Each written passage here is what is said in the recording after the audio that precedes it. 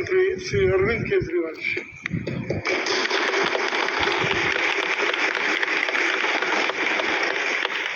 अध्यक्ष महोदय, सबसे पहले इतनी कठिन परिस्थितियों में पिछले एक साल से जो देश भर में, दिल्ली में इतनी कठिन परिस्थितियां रही, उसमें इतना शानदार बजट प्रस्तुत करने के लिए मैं वित्त मंत्री जी को बहुत बहुत दिल से बधाई देना चाहता हूं। पूरे दिल्ली के लोगों की तरफ से बधाई देना चाहता हूं कि उन इतना शानदार बजट, इतना बैलेंस करके बजट प्रस्तुत किया गया।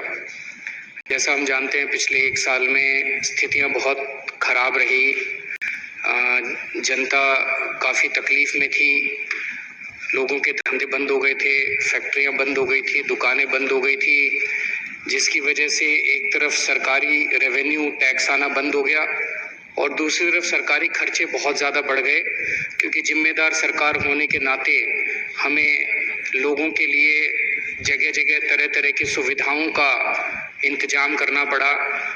उनके खाने पीने के लिए, राशन के लिए, रोज़मर्रा की ज़रूरतों के लिए किट प्रोवाइड किया गया, उनके स्वास्थ्य सेवाओं के लिए, कोरोना से इलाज के लिए बहुत सारी चीज़ों का इंतजाम किया गया। तो खर्चे सरकार के बहुत ज़्यादा बढ़ गए, लेकिन इनकम लगभग ख़त्म हो गई और उसके बावजूद सरकार ने इतना अच्छा बजट पेश किया। इसके लिए मैं वित्त मंत्री जी को बधाई देता हूँ।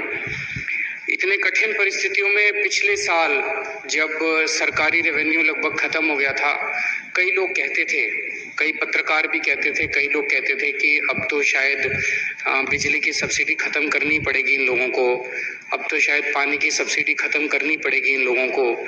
लेकिन पूरा पिछले साल भी बिजली भी फ्री रही, पानी भी फ्री रहा, बच्चों का स्कूल भी फ्री रहा, सारे सरकारी अस्पतालों में इलाज भी फ्री रहा और महिलाओं का बस में सफ़र भी फ्री रहा।